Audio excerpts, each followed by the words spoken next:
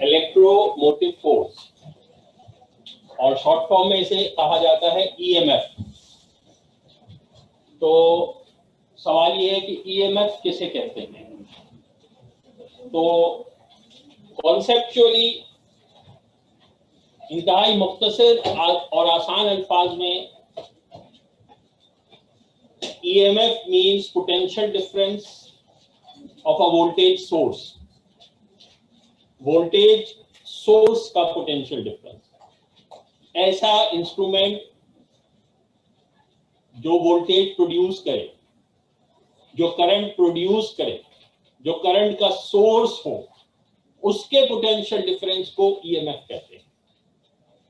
और जो खुद करंट प्रोड्यूस ना करे, जो खुद वोल्टेज सोर्स ना हो, जैसा कि रेजिस्टर, जैसा कि ये बल्ब्स, जैसा कि कोई भी इलेक्ट्रिकल इंस्ट्रूमेंट जो करंट का मोहताज हो लेकिन करंट प्रोड्यूस न कर सकता हो, उसके पोटेंशियल डिफरेंस को सिर्फ पोटेंशियल डिफरेंस कहते हैं।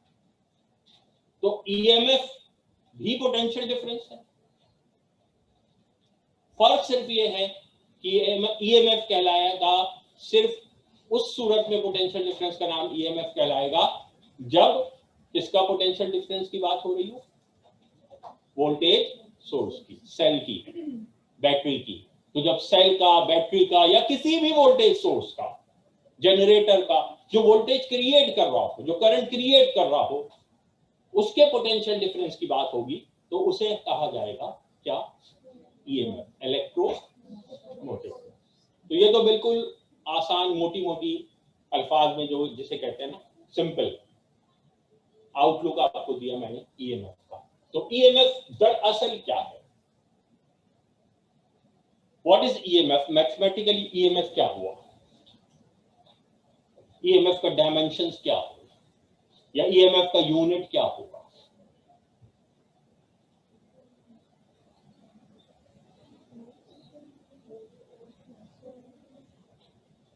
ईएमएफ का यूनिट क्या होगा? जो फोर्स का यूनिट होता है, यस और नो, राइट? क्योंकि उसका नाम है ईएमएफ, इलेक्ट्रोमोटिव फोर्स। ठीक है, इसका मतलब इससे पहले जो मैंने बोला वो आपने गौर से नहीं सुना।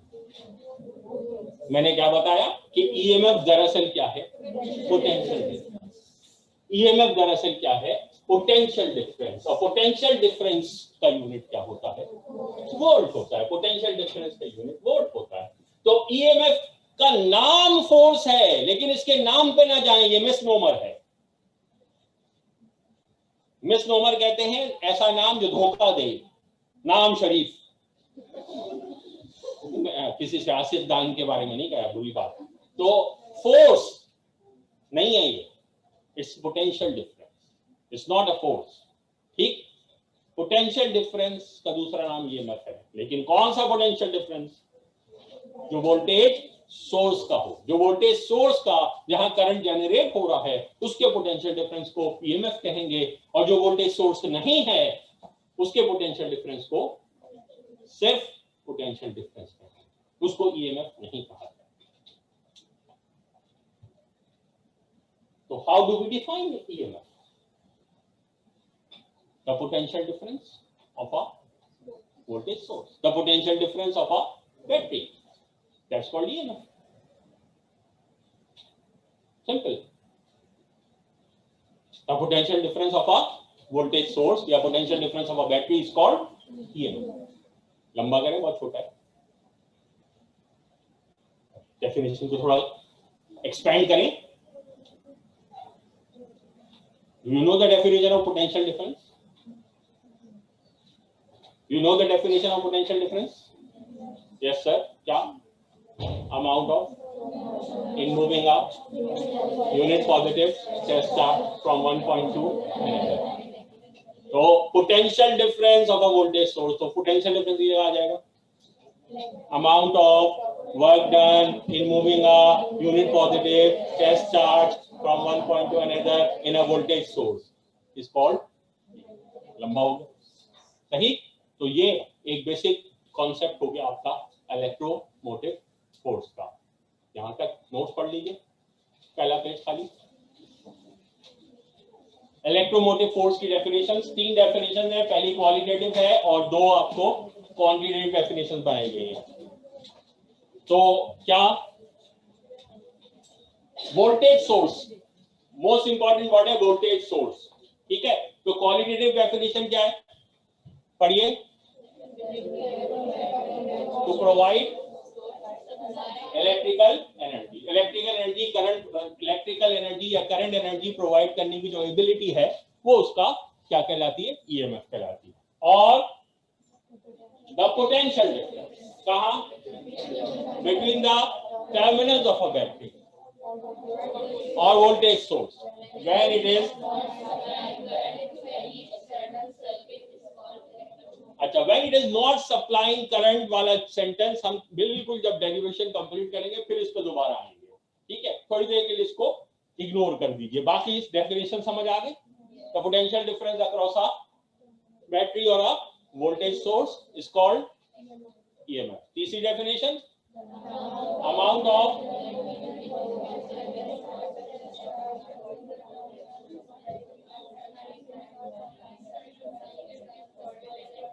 agreed. सही. तो उसी पोटेंशियल डिफरेंस को हमने एलांगेट कर दिया एक्सपैंड कर दिया तो तीसरी डेफिनेशन तैयार हो गई. अब सवाल यह है कि ईएमएफ को ईएमएफ क्यों कहते हैं फोर्स क्यों कहते हैं. इसको मिसनोमर है गलत नाम रखा गया है. लेकिन क्यों रखा गया है उसकी वजह है. उसकी वजह यह है कि आपने फॉर्मूला पढ़ा था इलेक्ट्रिकल पावर का V into I potential difference into current. Current क्या होता है rate of flow of charges. तो करंट इज अ रेट.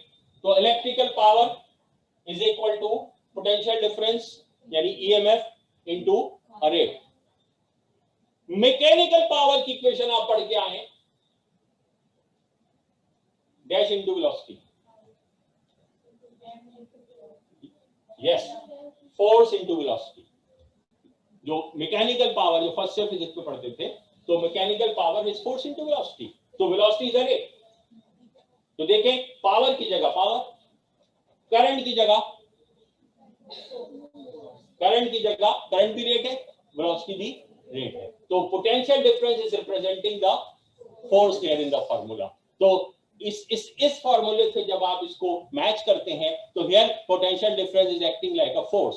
तो मैथमेटिकली या dimension wise force is potential difference. Electromotive force is potential difference. It's not a force. EMF is not a force. लेकिन इस equation के analogy में जब compare करते हैं तो इस इक्वेशन में पावर की जगह पावर है, रेट की जगह रेट है और फोर्स की जगह पोटेंशियल डिफरेंस है. इसकी वजह से ईएमएफ कहा जाता है इस पोटेंशियल डिफरेंस को. आगे बढ़िए नेक्स्ट पेज.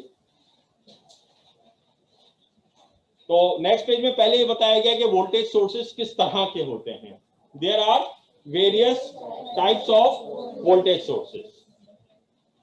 क्या in a battery which energy is converted into which energy in a battery.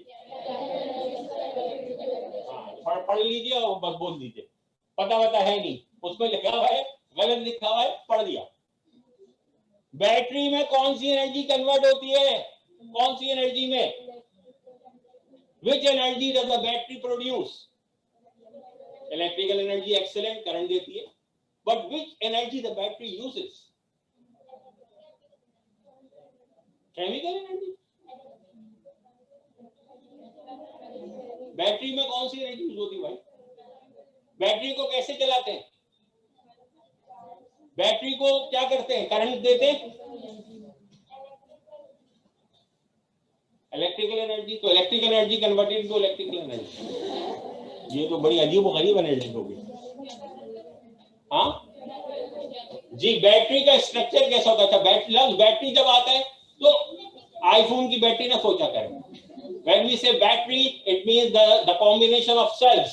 जैसे कार की बैटरी होती है, तो बैटरी के अंदर क्या होता है? बैटरी के अंदर दो प्लेट्स होती हैं, एक ऊपर एक को कहते हैं कैथोड, एक को कहते हैं एनोड, और ये दोनों प्लेट्स डिप होती है किसमें?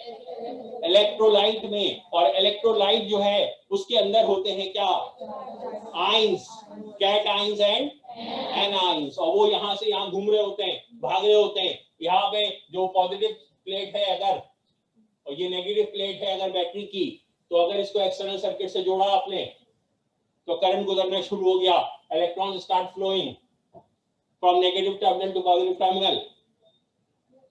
तो यहां से इलेक्ट्रॉन टपक टपक के पॉजिटिव प्लेट में आ रहे होते हैं, यहां से इलेक्ट्रॉन खुदक खुदक कर रेजिस्टर में जा रहे होते हैं। तो ये जो इलेक्ट्रॉन यहाँ टपक टपक कर आ रहे हैं, तो ये पॉजिटिव प्लेट का चार्ज कम हो जाना चाहिए, और यहाँ से जो खुदक के भाग रहे हैं तो नेगेटिव चार्ज कम हो जाना चाहिए, लेकिन ऐसा नहीं होता। तो ये कौन नहीं होने देता? ये हो सकता है, ये हो जाता, लेकिन ये क्यों नहीं होता? यहां से इलेक्ट्रॉन खुदक खुदक के आ रहे हैं, फर्ज कीजिए यहाँ 100 पॉजिटिव चार्ज है, तो अगर 100 इलेक्ट्रॉन आ गए तो न्यूट्रल हो जाएगा। यहां से पे 100 नेगेटिव चार्ज, अगर 100 इलेक्ट्रॉन चले गए तो न्यूट्रल हो जाएगा। But the charge on the battery remains maintained, the potential difference of the battery remains maintained. इन प्लेटों का पोटेंशियल डिफरेंस चेंज नहीं होता। तो ये जो इलेक्ट्रॉन्स आ रहे हैं और जा रहे हैं, उसके बावजूद इन प्लेटों का पोटेंशियल डिफरेंस कौन चेंज नहीं होने देता? कौन अचानक बीच में आ जाता, कहता खबरदार ये शादी नहीं हो सकती? कौन आ जाए बीच में? सास ससुर भी आ सकता है, लेकिन उस सास और ससुर का नाम यहाँ है क्या? इलेक्ट्रोलाइट। इलेक्ट्रोलाइट यहां से इलेक्ट्रॉन लेता रहता है, वो जो कैटाइन और एनाइन घूम रहे हैं, वो जो पॉजिटिव आयन है वो यहां से इलेक्ट्रॉन पिक करता है और यहां पर रिलीज करता है। तो वो आयंस हैं जो केमिकल रिएक्शन करते हैं और इलेक्ट्रॉन्स को उल्टा भगाते हैं, पॉजिटिव टर्मिनल से लेते हैं नेगेटिव टर्मिनल पे पहुंचाते हैं। तो ना यहाँ का चार्ज चेंज होता है, ना यहाँ का पोटेंशियल चेंज होता है, ना यहाँ का, और करंट वहां फ्लो करता रहता है एक्सटर्नल सर्किट में। और देखा जाए तो इंटरनल सर्किट में भी वही करंट फ्लो कर रहा है। अगर यहां से 1000 इलेक्ट्रॉन मूव कर गए हैं, तो वो 1000 इलेक्ट्रॉन गए कहां हैं? वो 1000 इलेक्ट्रॉन यहां आए हैं, और यहां से यहां आए हैं, और यहां से भी यहां आए हैं। समझ आ रही है बात? तो जितना करंट एक्सटर्नल सर्किट में फ्लो कर रहा है, उतना ही इलेक्ट्रोलाइट में अपोजिट डायरेक्शन में फ्लो कर रहा है। The same amount of current is flowing to the electrolyte. Yes, ठीक है। तो ये अंदर कौन सी एनर्जी यूज हो रही है जो इलेक्ट्रॉन को उल्टा भगा रही है? दैट्स कॉल्ड केमिकल एनर्जी, क्योंकि वो इलेक्ट्रोलाइट है, वो कैटायंस है, वो एनायंस है। That's chemical energy. So the battery converts chemical energy into electrical energy. और इसी तरह से एक करंट जनरेटर होता है, उसे थर्मोकपल कहते हैं, हीट। तो इसमें heat energy is converted into electrical energy. सही। तो क्या कह रहे हैं आगे? The relationship between voltage and electrical power is the same as the relation between mechanical force and mechanical power. सही जी। साथ डिस्कशन हो रही है सुसर, हम लोग यहाँ आगे पढ़ रहे हैं भाई जी। फर्स्ट पैराग्राफ समझ आ गया सबको? डेफिनेशन समझ आ गई? ओके। अब हम थोड़ा सा टेक्निकल कॉन्सेप्ट पे बात करेंगे।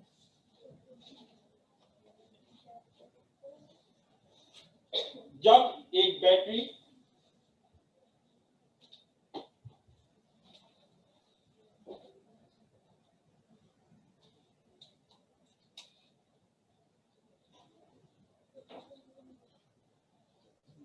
बैटरी को, जिसका एक पॉजिटिव प्लेट है और जिसकी दूसरी नेगेटिव प्लेट है,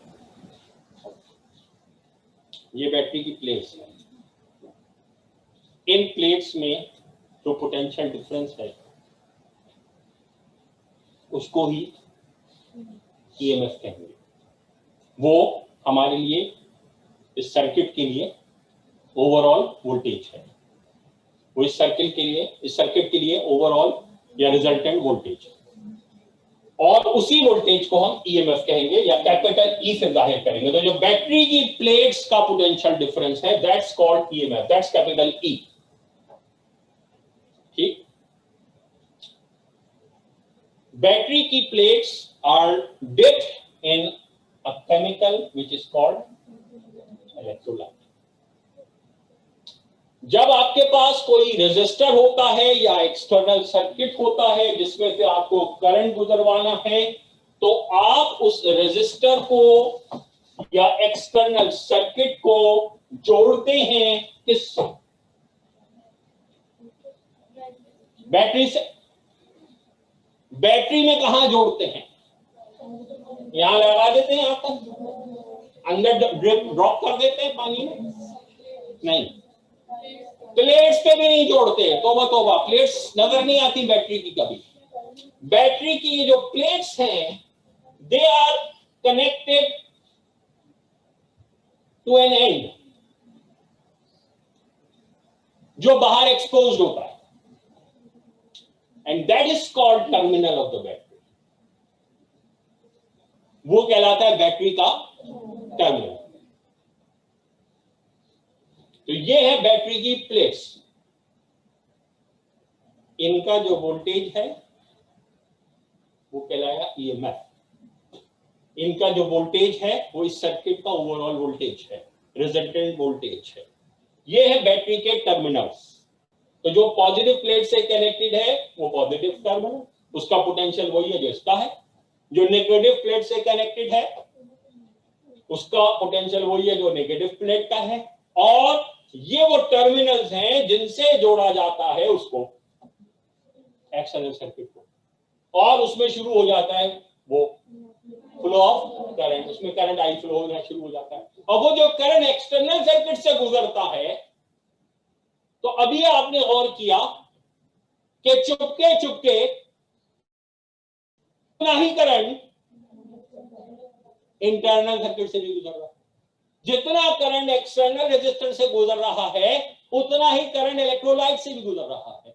और क्योंकि इलेक्ट्रोलाइट की भी कुछ ना कुछ रेजिस्टेंस होगी, तो एक वो रेजिस्टेंस है जो हमें नजर आ रही है, जो एक्सटर्नल रेजिस्टेंस है, जिसको हम कैपिटल आर कहते हैं, जिसके लिए हम ओम्स लॉ अप्लाई करते हैं और कहते हैं V is equal to I R. और वो जो V होता है वो इसका इस रेजिस्टेंस का पोटेंशियल डिफरेंस होता है। और वो जो V होता है वो एक्चुअली ये टर्मिनल पोटेंशियल डिफरेंस भी कहलाता है, क्योंकि वो ये एक ही चीज है। लेकिन रियलिटी में,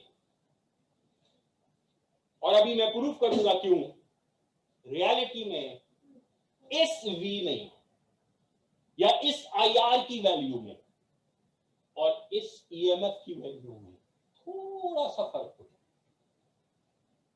We take it same। हम कहते हैं बैटरी का वोल्टेज 50 है, तो यहां कितना हुआ 50।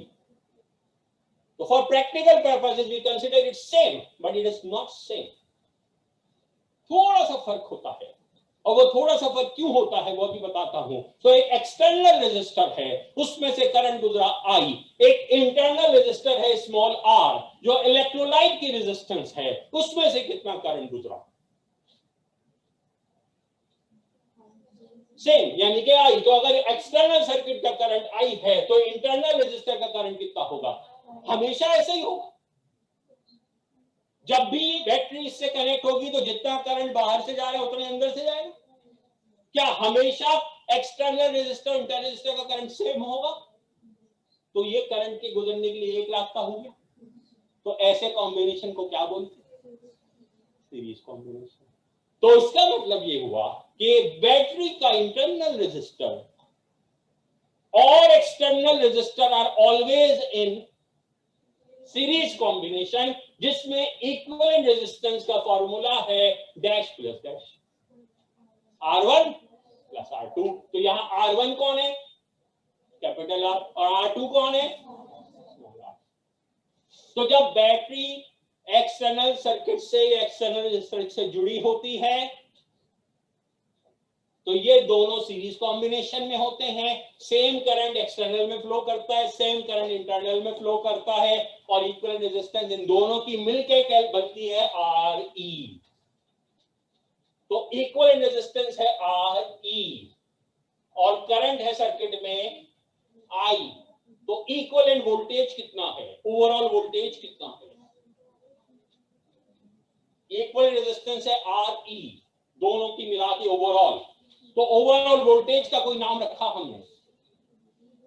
शुरू में बोल दिया था, ओवरऑल वोल्टेज वो है जो इन दो प्लेट्स के बीच में है, नेट वोल्टेज वो है, इक्विवेलेंट वोल्टेज वो है जो सोर्स है, दैट इज कॉल्ड E। तो E इज इक्वल टू क्या? IRE। तो E इज इक्वल टू क्या? IR plus R। तो E इज इक्वल टू क्या? IR plus IR। ठीक है? नहीं, आई तो कॉमन था ना, उसको अभी तो अनकॉमन किया है। हाँ, वो सही था, लेकिन अभी जरूरत नहीं कॉमन लेने की दोबारा। बात गलत नहीं की उन्होंने, लेकिन वो ऑलरेडी कॉमन था। तो E is equal to IR plus IR। IR is equal to E। now what is IR? Terminal potential difference B। So the terminal potential difference, ये वाला जो potential difference है ये V है। तो V is equal to, आम हालात में हम V को E के बराबर ले लेते हैं। हम कहते हैं जो बैटरी के प्लेट्स का वोल्टेज है वही यहां पर भी होगा, लेकिन थोड़ा सा फर्क होता है। वो थोड़ा सा फर्क क्यों होता है? क्योंकि V is equal to E minus I square. V E के बराबर नहीं है, माइनस IR के बराबर है, और ये R की वैल्यू बहुत कम होती है, 0.0002। उसको करंट से मल्टीप्लाई किया 10 एम्पियर से, 0.002। 100 वोल्ट में से 0.002 माइनस हुआ 99.98 या 998, तो ऑलमोस्ट सेम है। तो practically it doesn't make a difference, but in reality there is a difference. In reality V is not equal to E, V is equal to E minus IR। ठीक है? और जब current नहीं गुजर रहा होगा, जब बैटरी एक्सटर्नल सर्किट से कनेक्टेड नहीं, तो एक्सटर्नल सर्किट में करंट फ्लो, तो जब एक्सटर्नल में नहीं कर रहा तो इंटरनल में भी नहीं कर रहा, तो ये कितना हो गया? तो ये कितना हो गया? तो बाकी बचा क्या? V is equal to E। तो टर्मिनल पोटेंशियल डिफरेंस EMF के बराबर हो जाता है कब? जब एक्सटर्नल सर्किट को करंट प्रोवाइड, तो डेफिनेशन में शुरू में जो लिखा था समझ आया? अब पढ़िए उसको जरा।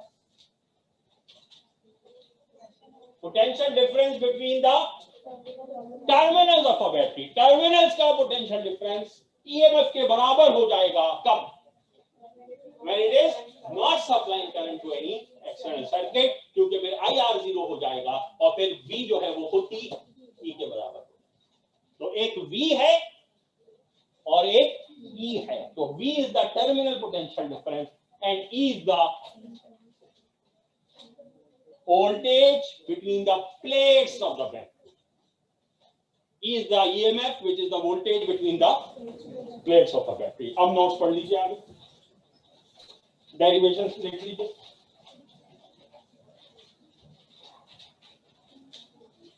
कोई पॉइंट समझना है तो पूछ लीजिए बिल्कुल।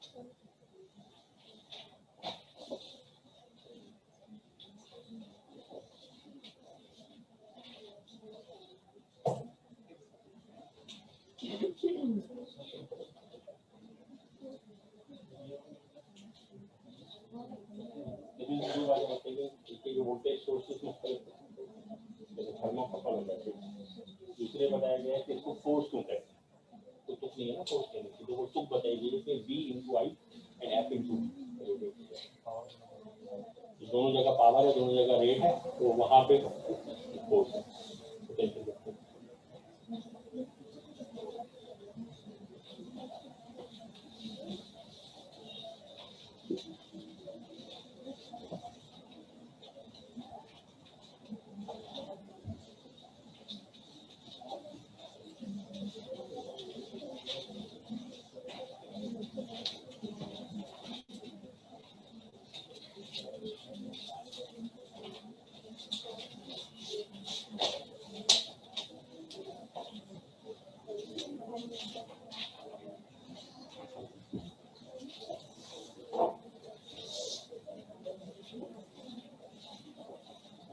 जी, any questions?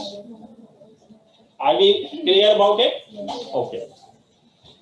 Combination of resistors में आपने ये सीखा कि सीरीज कॉम्बिनेशन में वो सेम रहता है करंट और वो ऐड हो जाता है voltage V1 plus V2 plus V3, और पैरेलल कॉम्बिनेशन में वो सेम रहता है और वो ऐड हो जाता है current I1 plus I2 plus. तो जिस तरह से रेजिस्टर्स का कॉम्बिनेशन होता है, इसी तरह से सेल्स का भी कॉम्बिनेशन बनाया जाता है। In fact by definition a battery is a combination of cells. ये जो खाली एक पॉजिटिव प्लेट और एक नेगेटिव प्लेट होती है इलेक्ट्रोलाइट में, सेल होता है, and when there are multiple cells then it is called a battery. Usually हम लोग आम जबान में बैटरी और सेल को सिनोनिमसली यूज कर रहे होते हैं, लेकिन technically speaking battery is a combination. तो सेल्स को जब कंबाइन किया जाता है तो वो दो तरह से किया जा सकता है, एक सीरीज और एक पैरेलल। तो it depends upon the requirement, requirement पे डिपेंड करता है। जैसे अगर आपके पास ऐसे सेल्स हों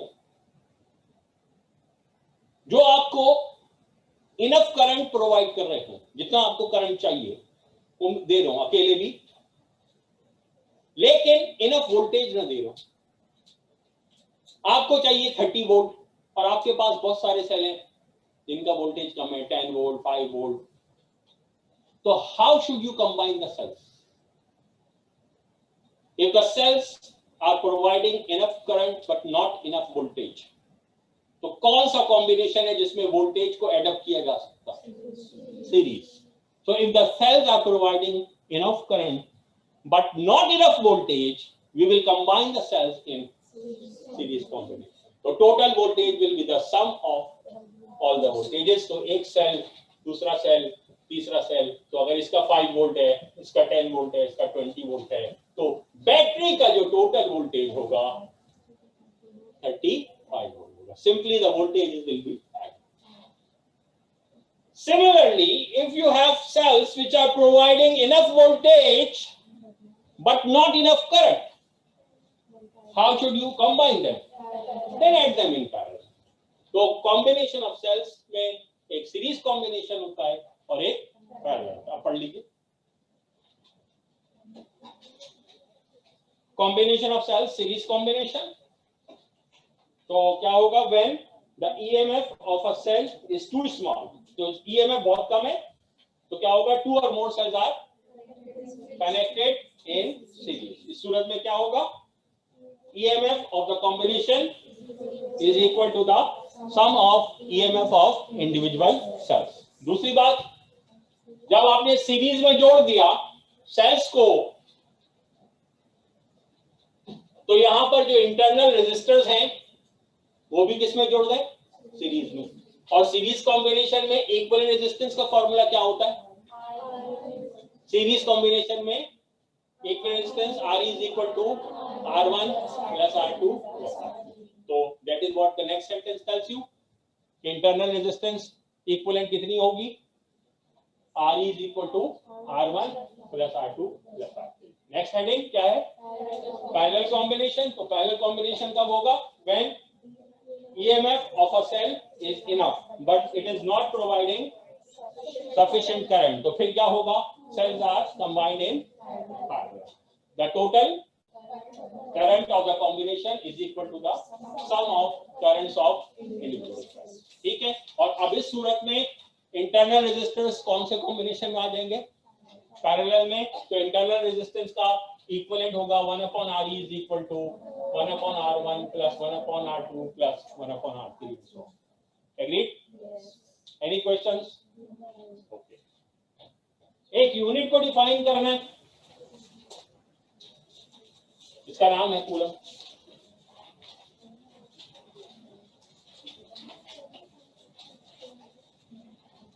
कूलम किसका यूनिट है? चार्ज का. Coulomb is the unit of charge. और चार्ज सबसे पहले किस इक्वेशन में आपने पढ़ा था?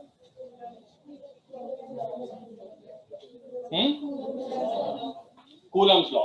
F is equal to KQ1 Q2 upon R. Define करने का आलमी तरीका, इक्वेशन बनानी पड़ेगी चार्ज की. तो Q1 Q2. जब कहते हैं कूलम को डिफाइन करो, इसका मतलब 1 कूलम को डिफाइन करो. तो Q1 Q2 का आंसर 1 कब आएगा?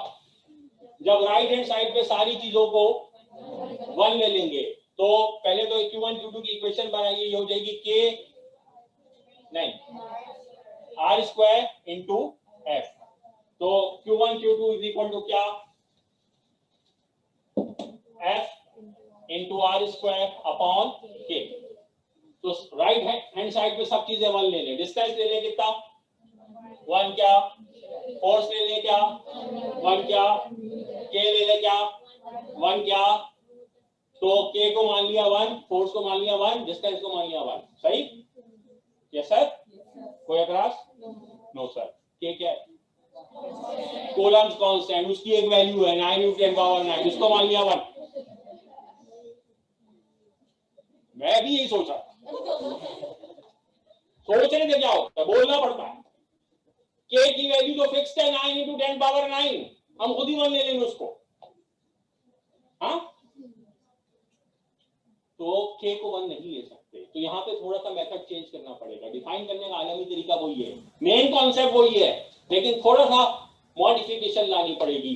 K की वैल्यू फिक्स्ड है, we can not change it. It is 9 × 10⁻⁹. We can not take it 1. लेकिन हम कुछ ऐसा कर सकते हैं कि आंसर फिर भी 1 आ जाए.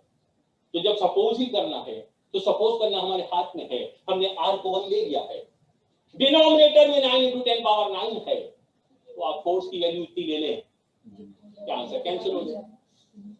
यानी फोर्स कितनी ले लें? 9 × 10⁻⁹. तो टू चार्जेस यानी इक्वल होना जरूरी है ताकि आंसर 1 आ जाए. If two equal charges are placed at a distance of and a force of Newton x between them, then each of the charge will be of 1 coulomb. क्यों? क्योंकि ये हो गया कैंसिल. आंसर आया 1. Q1 × Q2 is equal to 1. और अगर Q1 Q2 की value same है तो फिर Q का आंसर भी आ जाएगा 1. तो if two equal charges are placed at a distance of 1 meter from each other and a force of 9 × 10⁻⁹ Newton x between them, then each of the charge is called 1 coulomb. ये है force coulomb की definition with respect to coulomb's law. समझ आई? क्यों हमने 9 × 10⁻⁹ Newton लिया? समझ आया? ठीक है. ओके. अब हम कूलम की दूसरी डेफिनेशन पढ़ेंगे इन टर्म्स ऑफ करंट. और क्यों पढ़ेंगे ये भी बताएंगे. I is equal to Q upon T, so Q is equal to I into T. आपको क्या लगता है which is the fundamental quantity, current या charge? फंडामेंटल वो होता है जो पहले आया होता है और दूसरा होता है डिराइव. तो विच इज फंडामेंटल? देखें और आसान करता हूं. विच इज फंडामेंटल, डिस्टेंस और वेलोसिटी? डिस्टेंस. डिस्टेंस होगा तो फिर डिस्टेंस अपॉन टाइम पढ़ेंगे जिसे वेलोसिटी कहेंगे. तो velocity is the derivative, derived quantity. Distance is a fundamental quantity. Distance is a fundamental quantity. Huh? Distance. Yes, sir. Very good. Shabash. Mass. Mass is a weight. Weight is a derived quantity. M into G. ठीक. Time. ठीक. तो MKS fundamental quantities के लिए बना MKF. What is M? Mass. What is K? Mass. M is mass. K is M is mass. K is kilo. S is Superman. ओ भाई MKS 3 units का नाम है.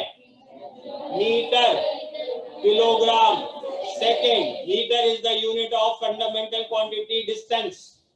Kilogram is the unit of fundamental quantity of mass, and second is the unit of fundamental quantity of time. So MKS stands for mass, kilo and Superman. No, mass, kilogram and second. आया खैर शरीफ में? That's fundamental. Yes, meter, kilogram and second. शाबाश. तो metre, kilogram, second इसलिए कहा जाता है MKS. MKS और CGS. CGS क्या? Centimetre gram second. Okay good. तो ये फंडामेंटल डेराइव का कॉन्सेप्ट क्लियर है आपको. तो अब मुझे बताइए प्यारे बच्चों कि charge versus current, which is the fundamental quantity?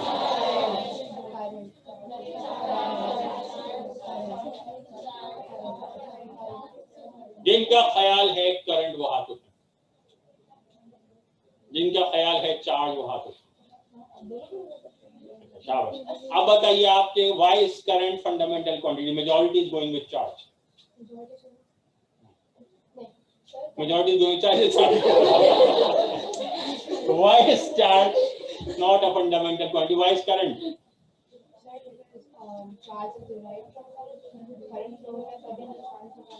Current flow होता है तो चार्ज निकलता है. चार्ज फ्लो होता है तो फिर rate of flow of charge होता है. अगर चार्ज ही ना हो और फ्लो ही ना करे तो ना होगा बांस. तो चार्ज पहले होता है फिर rate of flow of charge होता है. ठीक. तो फ्रॉम ऑल कॉमन सेंस, अभी लिखिए नहीं, ये जोर से काटना पड़ेगा आपको. From all common sense charge should be fundamental quantity and current should be the derived quantity from all common sense. क्योंकि चार्ज होगा तो वो रुका हुआ होगा या वो चल रहा होगा, वो चल रहा होगा तो फ्लो होगा, जब फ्लो होगा तो उसका रेट होगा, rate of flow is called current. तो करंट बाद में, जैसे वेलोसिटी है, velocity is equal to distance upon time. तो rate of distance is called velocity, so velocity is derived. Distance is fundamental, तो I है, I is equal to Q upon T. तो जैसे वेलोसिटी है ऐसे करंट है. But from all logic charge should be fundamental and current should be derived, but sometimes we don't go with logic, sometimes we have to become mental. According to system international, क्योंकि current को major करना इंतहाई आसान होता है और charge को major करना ऑलमोस्ट इम्पॉसिबल होता है डायरेक्ट किसी इंस्ट्रूमेंट से. करंट को आपने बताया, करंट बचल गया. तो current is measured so easily, amperes are measured so easily, whereas charge is not easily measured. तो सिस्टम इंटरनेशनल ने तय किया कि charge is a derived quantity and current is a fundamental quantity. तो कभी कभी we have to go against logic, क्योंकि माई बाप लॉर्ड कह रहे हैं तो मानना पड़ेगा. तो सिस्टम इंटरनेशनल लॉर्ड है साइंसदानों का, तो उसकी बात सुननी पड़ेगी. तो system international considers current as a fundamental quantity. Why? Because it is much easier to measure ampere and charge is a, although the logic says against it. और इसको मजीद इंप्लीमेंट करने के लिए MKS system has been modified and it is now days called MKSA. Does anyone have? Yes, the A stands for meter. नहीं पागल नहीं हुए, good बात। सर्दियों में आवाजें ऐसे गूंजती है तो सोच समझ के बोले भाई, यहाँ सब आवाजें सब कुछ पता चल रही है। मीटर, किलोग्राम, सेकेंड और so that's why ampere is now considered as the fundamental unit. Charge is considered as a fundamental value और अब Q को डिफाइन किया जाता है I into T के हिसाब से, which is very easier। यानी Q की वैल्यू 1 कूलम कब होगी? जब करंट 1 एम्पियर होगा और कितनी देर? तो if a current of 1 ampere is flowing through a conductor, then the charge flowing through any section of a conductor in 1 second is called 1 coulomb. If a current of 1 ampere is flowing through a conductor, then charge flowing through any section of the conductor in 1 second is called 1 coulomb. समझ आई बात? 1 1 and 1. जब current 1 ampere होगा तो 1 second में कितना charge flow किया? That charge is called 1 coulomb. सही। अब अल्हम्दुलिल्लाह बिल आखिर हम कह सकते हैं कि चैप्टर मुकम्मल तौर पर मुकम्मल हुआ। इंशाल्लाह आपकी क्लासेस अब ऑनलाइन होंगी। दुआ कीजिए ये लॉकडाउन सिस्टम जल्दी खत्म हो ताकि दोबारा हम कैंपस क्लासेस पे आ सकें। बहरहाल जो भी कहें, कैंपस की क्लासेस की अपनी बात होती है। Human interaction is always much more productive, but मजबूरी है, जिंदगी पहले है, सेहत आपकी पहले है। तो ऑनलाइन क्लासेस स्टार्ट होंगी। आपसे एक रिक्वेस्ट है, इसको हम प्रैक्टिकल बनाने के लिए अपने तमाम कोशिशें करते हैं जिससे इंटरेक्टिव भी हो और आपके लिए भी इंटरेस्टिंग हो। तो हमें उस वक्त प्रॉब्लम होती है जब आपका चेहरा मुबारक नहीं दिखता होता। तो बड़ी मेहरबानी होगी आपकी कि आप अपने कैमरे ऑन रखा करें, क्योंकि कैमरे ऑन रहते हैं तो चेहरे के तासुरात से, आंखों से, माथे से पता चल रहा होता है कि ये वेव्स कैसी जा रही हैं, वाइब्स पॉजिटिव हैं या नेगेटिव हैं, समझ आ रहा है नहीं आ रहा है। ठीक है, बंदा सो रहा है तो सो भी रहे, कोई बात नहीं, हमें मंजूर है, लेकिन शक्ल नजर आ रही। ठीक है, अब क्लास में आप सोते हैं हम कुछ कहते हैं आपको? कभी कहा मैंने? नहीं ना? जी कर सकते थे, लेकिन एक स्टैंडर्ड मेथड हो जाता है ना, तो डिस्टेंस को बहुत बड़ा डिस्टेंस लेना जो practically not doesn't make a sense कि अगर चार्जेस बहुत दूर हो जाएंगे। ठीक है, अलबत्ता फोर्स लार्ज देना पॉसिबल है, तो चार्जेस यूजुअली आर क्लोजर, तो 1 metre is a big distance for that.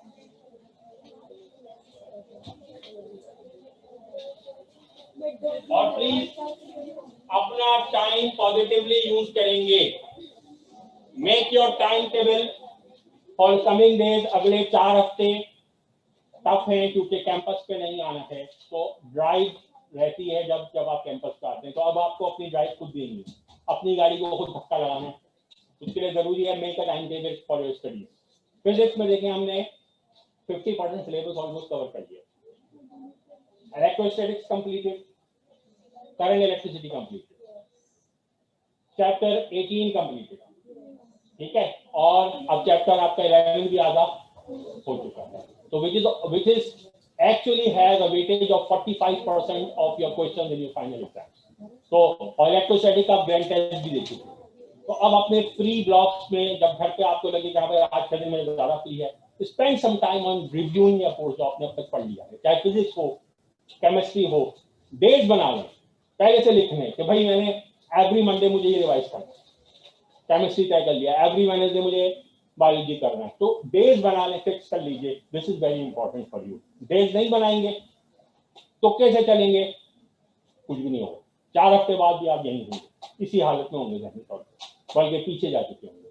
क्योंकि जब आप पहले से रेडी नहीं होते तो फिर जब आपके पास टाइम भी होता है तो आधा टाइम तो उठने में लग जाता है, आधा टाइम मूड बनाने में लग जाता है।